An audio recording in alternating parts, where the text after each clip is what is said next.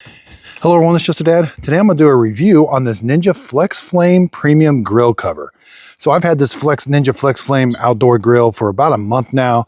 You can keep it outside, but it does get kind of dirty. So I'm going to put this cover on it. So here's what the cover looks like. It's got the logo on it. It's nice and thick. Seems like it's very well made. It's got a strap. We'll figure out the strap here in a second. Okay, yeah, there's a Velcro strap here, and you're gonna put it in this loop and do it. So let's put it on. So it's very easy to put on. It slides right on. I like that it's like, that was super easy to put on.